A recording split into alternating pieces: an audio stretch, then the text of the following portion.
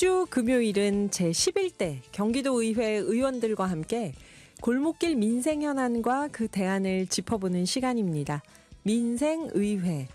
오늘은 경기도의회 박상현 의원님 모셨습니다. 안녕하세요. 예, 안녕하세요. 경기도의회에서 일하고 있는 박상현입니다.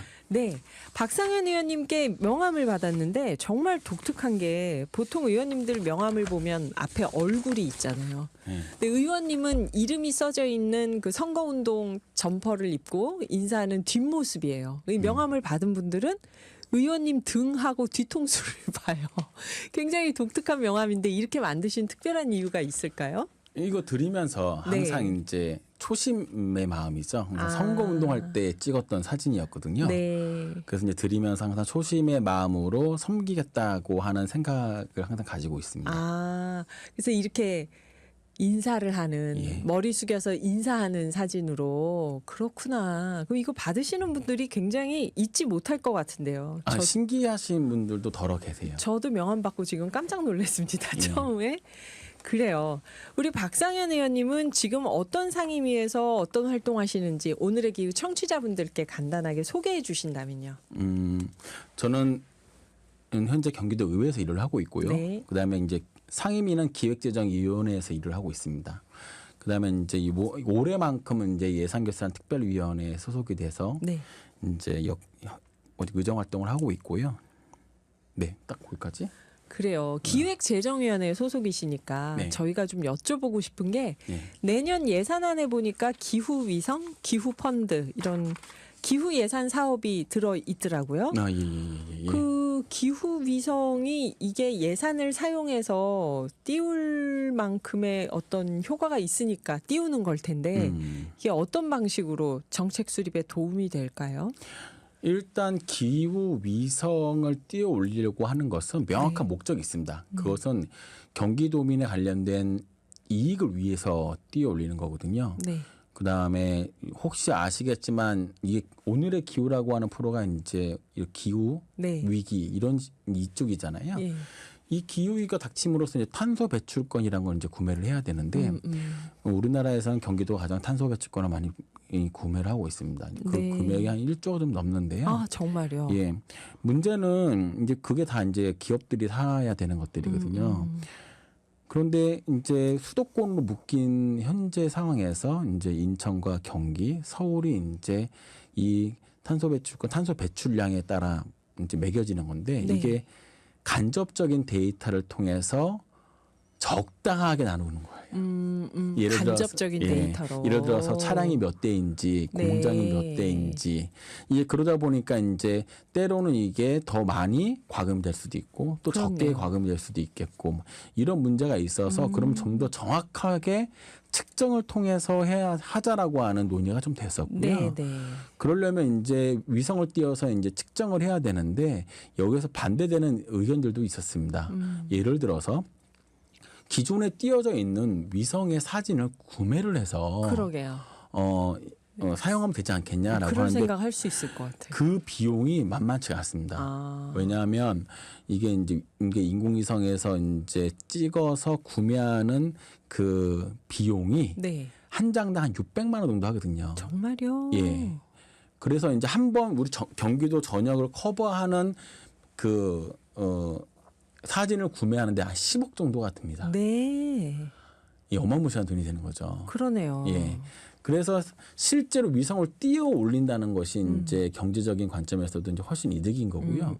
무엇보다 이제 뉴스페이스 시대에 도래했습니다. 예를 들어서 이제 일론 머스크의 스페이스 X라고 하는 기업이 이제 나오기 전까지는 대부분의 이제 위성을 발사하는 것은 국가 산업으로 보통 인식을 했었죠. 그랬죠. 워낙 많은 돈이 들고 실패할 확률도 높고 하니까. 그런데 2015년도, 16년도에 스페이스 X가 이제 본격적인 이제 민간 우주 산업 시대를 열었고 지금 우리나라에서도 인공위성을 띄우는 기업들이 있습니다. 예. 그래서 이제 아하. 경기도가 어떻게 보면 선도적으로 지방 정부의 입장에서는 이제 우주 산업에 관련돼서 이끌어가는 이제 메인 도시가 되고자 하는 의지도 담겨 있습니다. 그러니까 예전에는 우주선 띄운다 하면은 미국이나 소련이나 이런 강대국에서 국가의 사업으로 이걸 띄웠던 건데 그렇죠. 지금은 민간 우주 산업이 활발해져 가지고 우리나라에서도 개인 기업들 중에서 예. 위성을 띄우는 데가 있다. 예. 그리고 단체 지방자치단체인 경기도가 지금 이 띄우는 거는 네. 일단 위성 사진을 구매하는 게 너무 비싸고 일일이 그렇죠. 사는 게 예. 장기적으로 보면 더 비싸고 예. 탄소 배출권을 경기도에 있는 많은 기업들이 산업체들이 탄소를 얼만큼 측정하는지를 보면서 이제 과금을 해야 되는데 그렇죠. 지금 자료가 없다 보니까 대충 하고 있다. 대충 하고 있다는 말이 정확한 표현일 것 같습니다.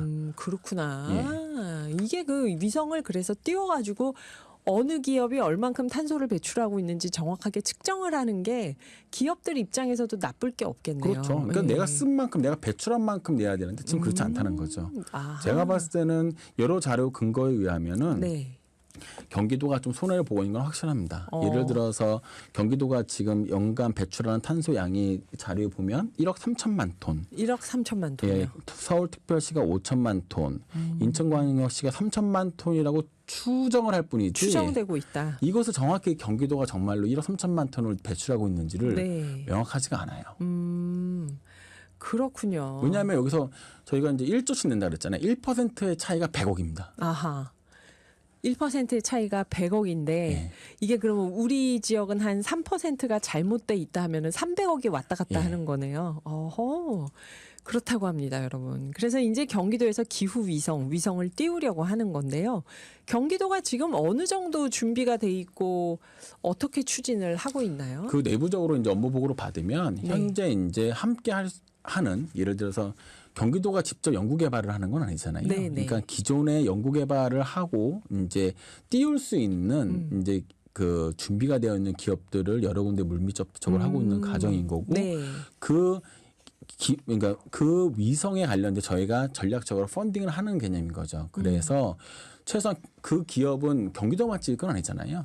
이제 여러 나라에 특히 우리나라 중심으로 찍을 텐데 네. 경기도에서 찍는 사진은 저희가 받는 거죠. 무릎. 아하.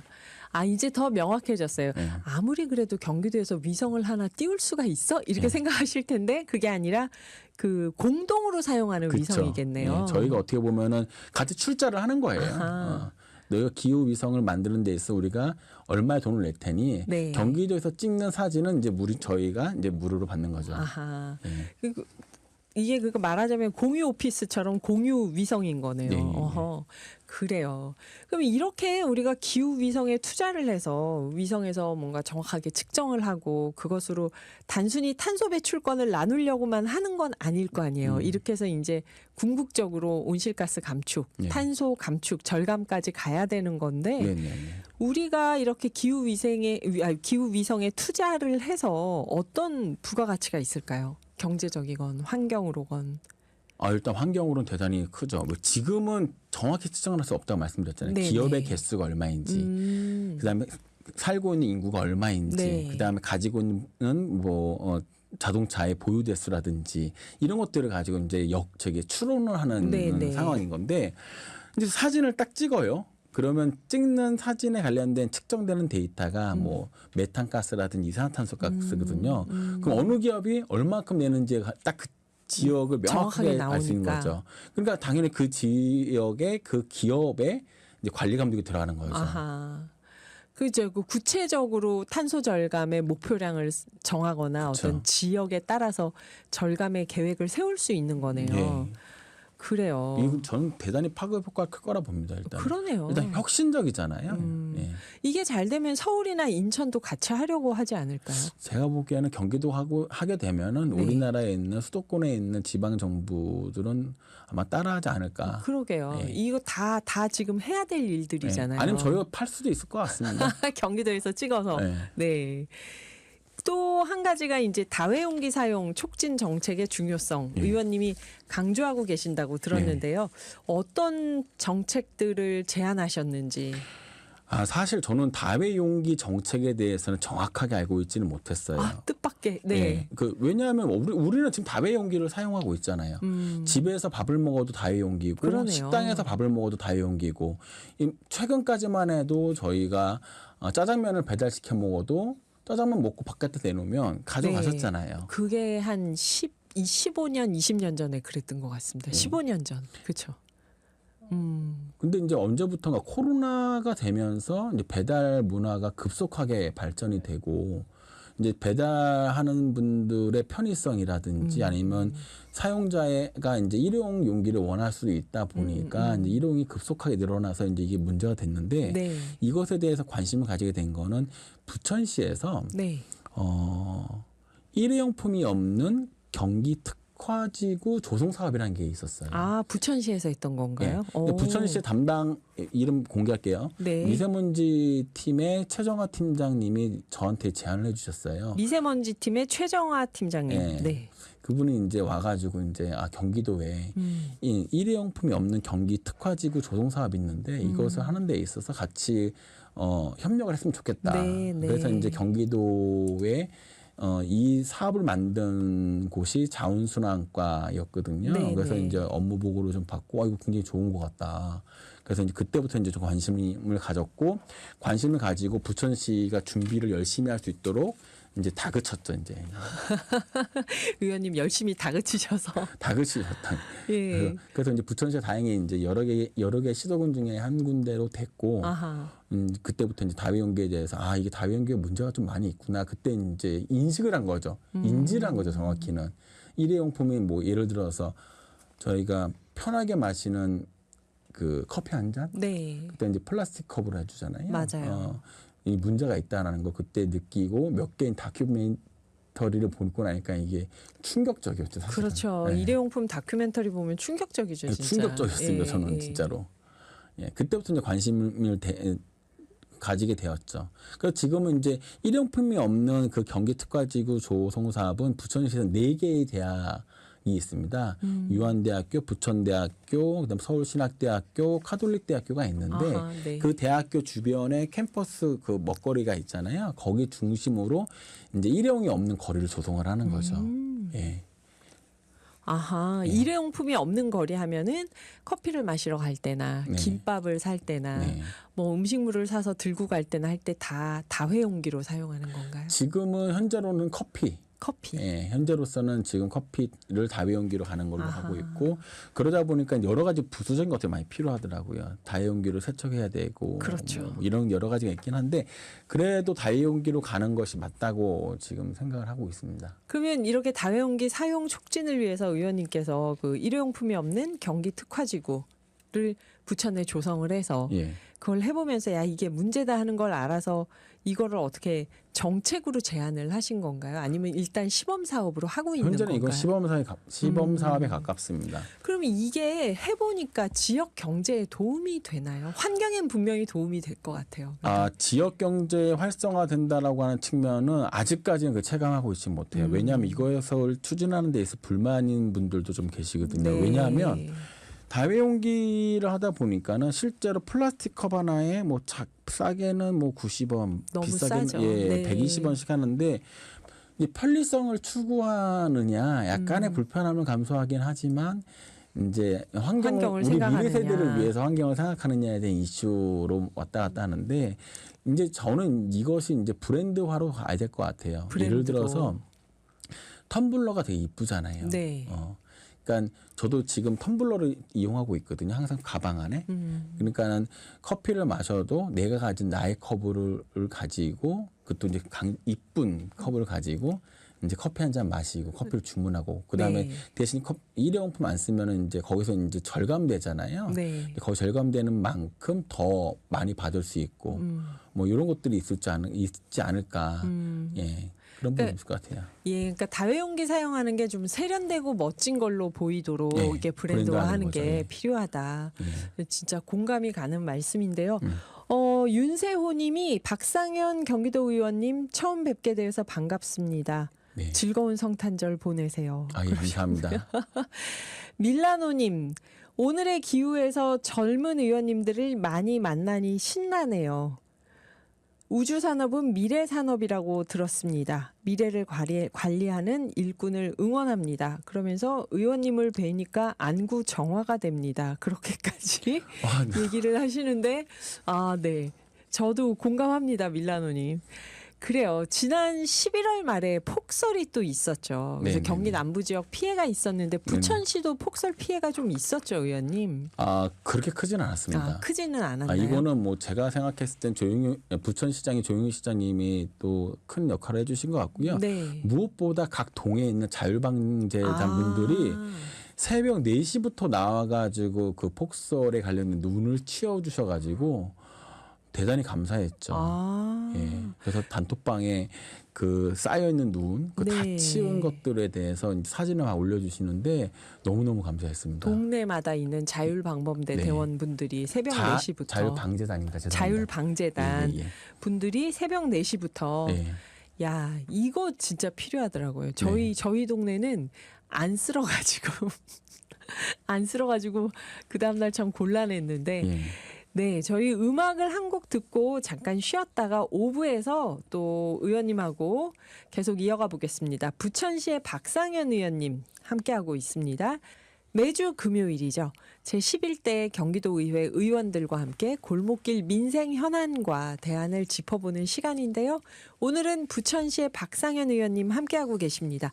의원님 보통 의원님들 보니까 부천시 무슨 동에 무슨 의원입니다. 네. 이렇게 인사하시더라고요. 의원님은 네. 무슨 동이신가요? 부천시 오세리입니다. 오세리 예. 동이 아니고요? 저는 출신이 오세리 출신이고요. 아, 지금 동은 이제 오정구, 부천시 오정구에 예. 원종 1동, 원종 2동, 그다음에 오정동, 신흥동, 최근에 대장동까지 포함되어 있습니다. 아, 그러니까 원정 1동, 원종입니다. 원종, 네. 원종 1동, 원종 2동, 오정동, 신흥동, 대장동, 예. 부천시 오정구의 이 네. 5개 동을 대표하는 이 지역구의 박상현 도의원님이신데요. 네네. 오세리라고 하셨잖아요. 네. 안 그래도 제가 아까 이 명함 여러분께 보여드린 이 명함을 보니까 이메일 주소가 오소리인 거예요. 오소리. 그래서 뭐 오소리 보호 이런 활동하시나 의원님 이메일 주소가 오소리네요 하니까 의원님이 오쇠리입니다. 네, 오세리입니다. 이게 동네 이름이었군요. 부천시 오쇠리. 거기가 의원님 고향인가요? 그러면? 네, 고향입니다. 네. 저희가 조금 있다가 오세리에 대한 이야기 또 여쭤보도록 하고요. 일단 아까 4부에서 폭설 피해 얘기를 했었는데 부천시는 다행히 큰 피해는 없었다. 새벽 4시부터 자율방재단 분들이 골목골목 쓸고 또 부천시가 대비를 잘하기도 했고 또 그쪽은 눈이 또 이쪽 오산이나 여기보다는 좀 덜 내린 것도 있었더라고요. 그런데 부천시는 대비를 잘했지만 지금 보실 때 전반적인 재난 대비 매뉴얼에 주요 개선점이 있다면 뭘까요? 일단 이제 경기도 차원에서만 말씀 좀 드릴게요. 네. 현재 경기도의 재난 대비에 관련된 총괄 기관은 경기도의 안전관리실입니다. 안전관리실이요? 네, 안전관리실에 무엇이냐면 그 사회재난과하고요. 그다음에 자연재난과가 있습니다. 네. 이제 이 두 축이죠. 자연재해, 사회재해. 그런데 이제 이 안전관리실이 주축이다 보니까 그 당사자들에게만 신경이 쓰이는 거예요. 예를 들어서 이거인 거죠. 코로나도 어떻게 보면 이제 재난재해잖아요. 그렇죠. 코로나가 발생이 딱 됐으면 코로나 바이러스가 퍼지지 않게끔 하는 게 제일 1번이고 네. 두 번째는 그러기 하기 위해서는 우리 환자들을 격리시켜야 되고 그러다 보면 이제 격리 장소 그다음에 치료 장소인 병원을 섭외해야 되고 네. 그다음에 이제 코로나를 치료하는 치료제 또는 예방제 이게 이제 굉장히 중요했잖아요. 안전관리실의 입장에서는 본다면 네. 딱 거기까지인 거예요. 아하. 예, 재난재해 관련된 대비 매뉴얼이. 네. 그런데 이제 타 시도 중에서 솔직히 말씀드릴게요. 서울시의 재난재해 관련된 대응 매뉴얼을 좀 봤어요. 코로나에 대해서 저희의 입장에서 보면 도지사가 중심이 되는 거죠. 네. 그 밑에 이제 기획조정실이 있습니다. 그래서 네.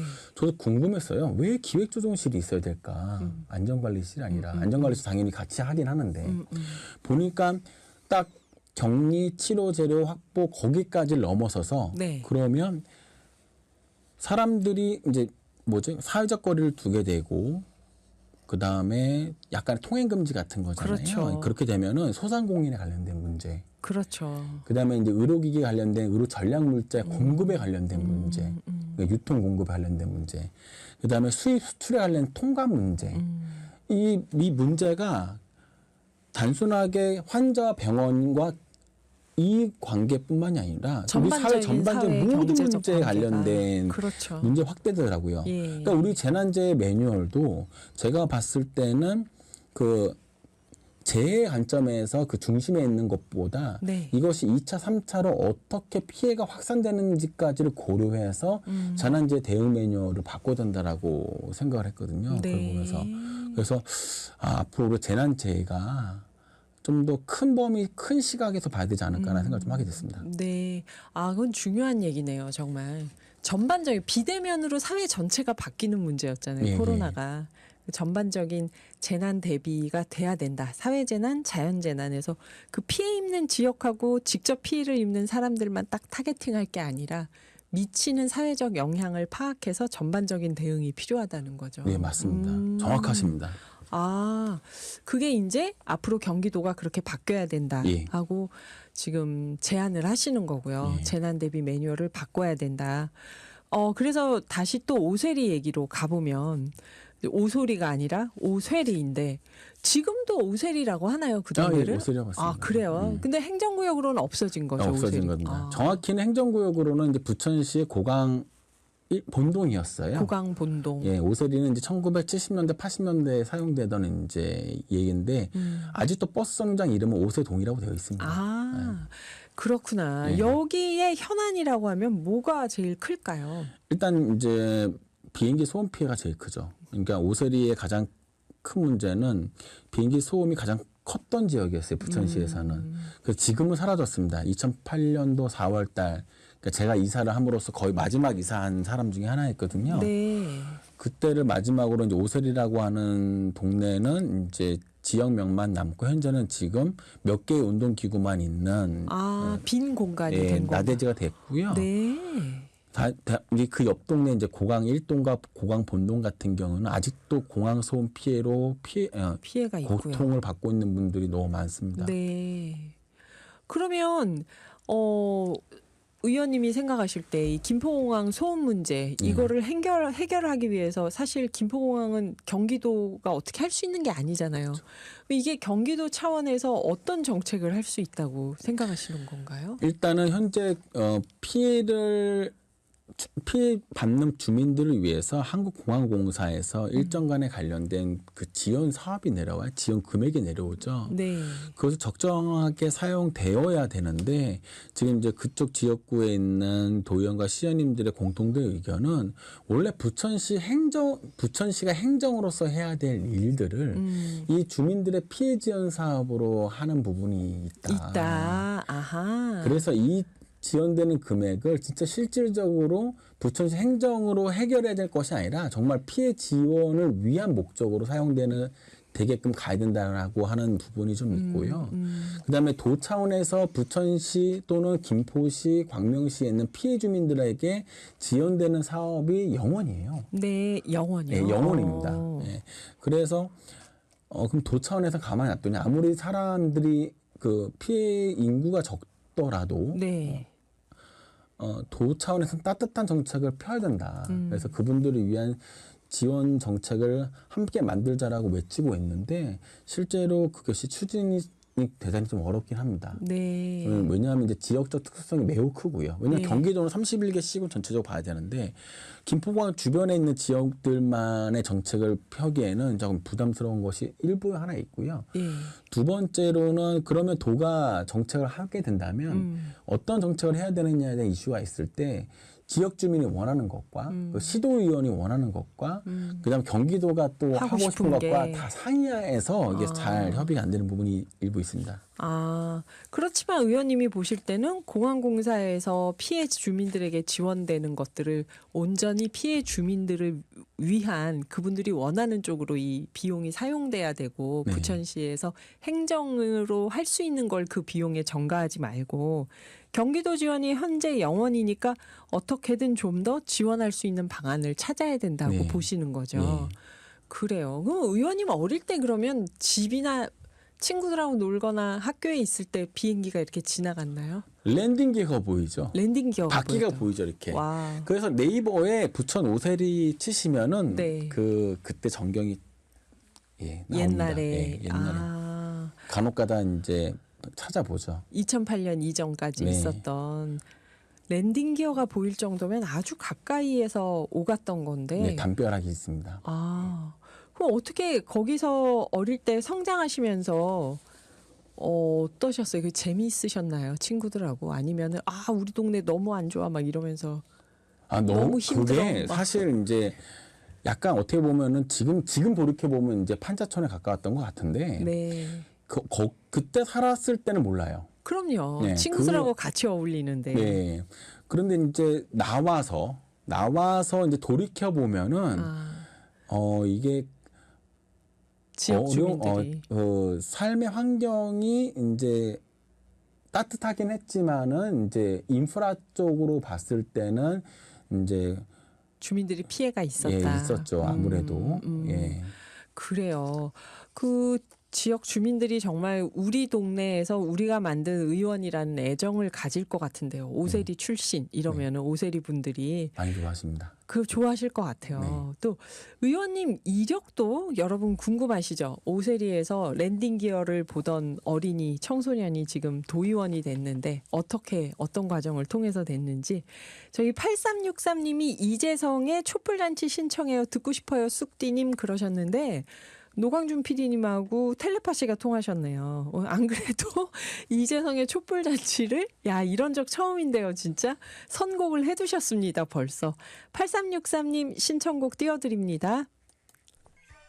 네, 제가 이 동네 이름을 정확하게 발음해야 되는데 부천시 오정구의 원종일동, 원종이동, 오정동, 신흥동, 대장동의 박상현 의원님 함께하고 계십니다. 경기도 도의회 의원이신데요.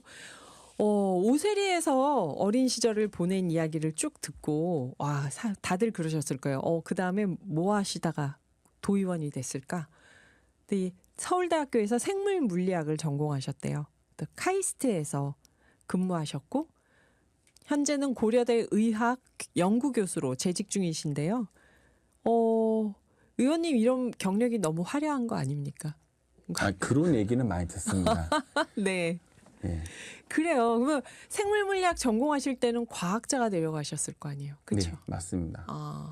그런데 이 과학자가 되려고 공부를 한두 해 한 게 아닌데 정치로 오게 된 이 과정에서 많은 이야기가 있을 것 같은데 어떠셨나요? 정치를 어떻게 입문하시게 된 거죠? 그게 더 중요할 것 같은데요. 네. 사실 이제 이제 살다 보면은 항상 한계를 느끼는 것 같아요.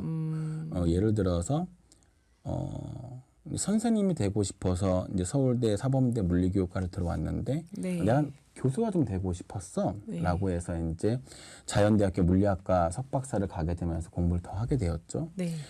그리고 이제 교수라고 하는 직함을 얻고 여러 연구 활동을 하게 되거든요. 근데 그런 걸 보면은 교수의 가장 큰 역할은 자신의 연구를 하기 위해서 국가로부터 또는 기업으로부터 투자를 받아서 펀딩을 받아서 하는 건데 과학, 이공계 특히 그렇죠. 네. 그 과정이 쉽지는 않습니다. 어떻게 보면 대단히 어렵다고 얘기할 수 있는데요.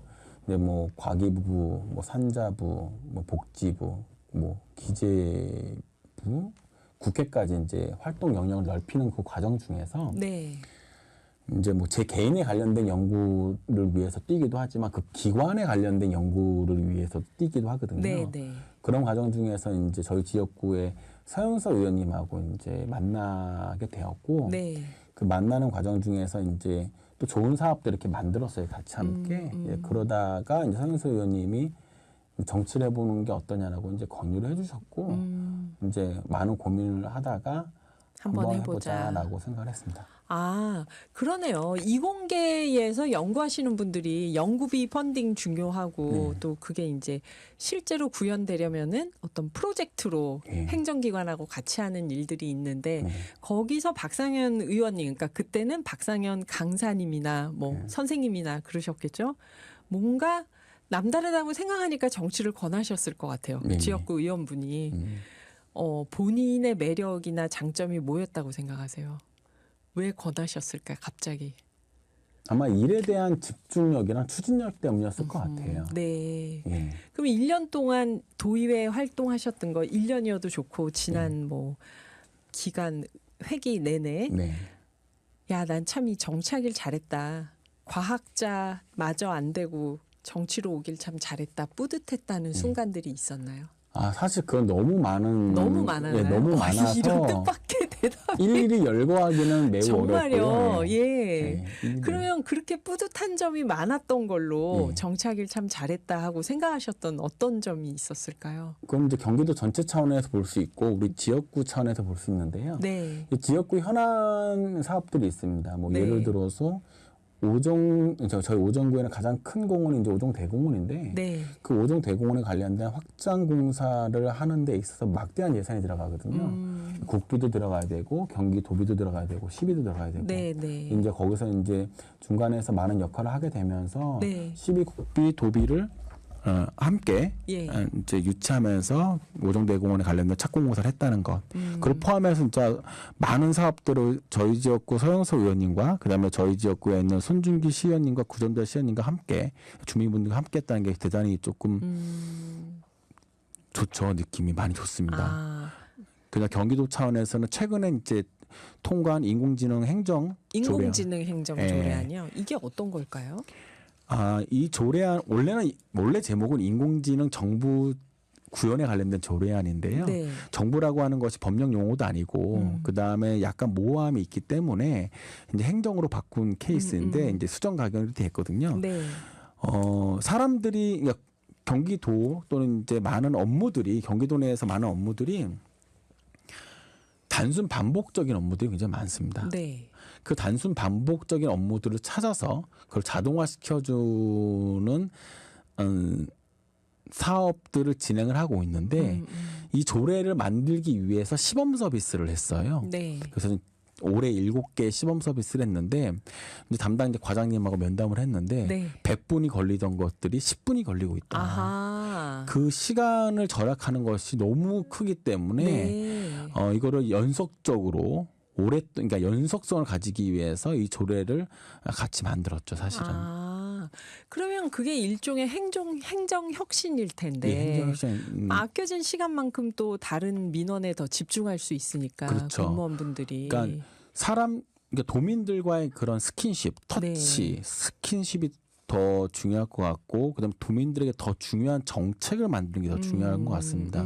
단순 반복 우리 유능하시거든요. 엄청 네. 경기도청의 공무원분들께서 그런 유능하신 공무원분들이 매일 정리하고 매일 회신하고 그다음에 한글 파일 막 정리하고 이런 것들을 보면은 옆에서 보면은 가슴이 좀 아팠거든요. 네. 그렇기 때문에 이제 그런 단순 반복적인 업무들은 이제 자동화 서비스로 넘어가고 그다음에 더 그런 시간을 아껴서 더 중요한 정책을 만들고 그다음 도민들이 더 가까이 갈 수 있는 네. 그런 시간을 만드는 게 더 중요하다 봅니다. 그 아까 쉬는 시간에 제가 여쭤봤을 때 정책 효능감이 과학할 때보다 정치할 때 더 크다 이런 표현을 쓰셨어요. 아, 예. 예. 그게 어떤 거였을까요? 보통 이제 과학자들이 자신의 연구를 발굴을 하고 네. 그것에 관련된 결과를 내기까지는 짧게는 2, 3년에서 많게는 한 10년 가까이 걸리는 경우가 네. 많거든요. 네, 네. 그 효능감을 느끼기가 굉장히 어렵죠. 그다음에 그 연구 결과들이 또 이제 국민들에게 적용되는 것까지는 더 많은 시간이 걸립니다. 그렇겠네요. 근데 정치를 하면서 느낀 건 뭐냐면 저희가 이제 집행부에 관련된 관리 감시 기능이 있다 보니까 네. 저희가 생각하는 정책이나 이 잘못된 것 같다. 그럼 이렇게 한번 해보자라고 하게 되면 바로 빨리 바뀌어요. 바뀌거든요. 아하. 그게 이제 효능감을 발생시키는 네, 거죠. 네. 그래서 이제 최근에 이거 아주 최근인 거죠. 많지만 가장 최근에 했던 게 장애인 생산품에 관련된 구매. 네. 에 관련된 제도가 있음에도 불구하고 장애인 생산품을 구매를 잘 못하세요. 우리 도청이라든지 공공산하 기관의 분들이. 네. 그럼 이제 그걸 뜯어보는 거죠. 왜 안 되는지. 그러면서 이제 이게 문제가 있구나. 그러니까 도청 공무원이라든지 공공기관 구매 담당자들이 안 하고 싶어서 하는 게 아니라 네. 그 절차나 과정이 너무 복잡하니까는 신경을 제대로 못 쓰는 거더라고요. 네, 네.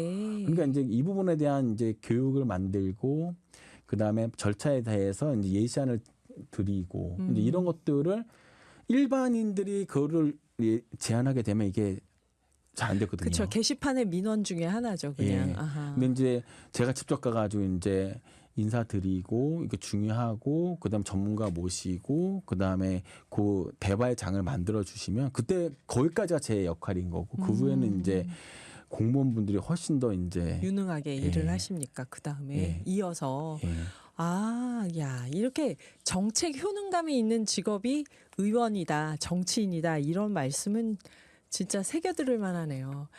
지금까지 박상현 경기도의회 의원이셨는데요. 부천시 오세리에서 나고 자란 어린이 청소년이 과학자가 되려고 서울대에 갔다가 지금 경기도의회에서 정치인으로 활동하고 있습니다. 다들 뿌듯한 마음으로 박상현 의원님의 성장을 지켜보게 될 것 같아요. 주변에서. 오늘 어려운 시간 내서 와주셔서 감사합니다. 의원님. 네, 감사합니다. 네.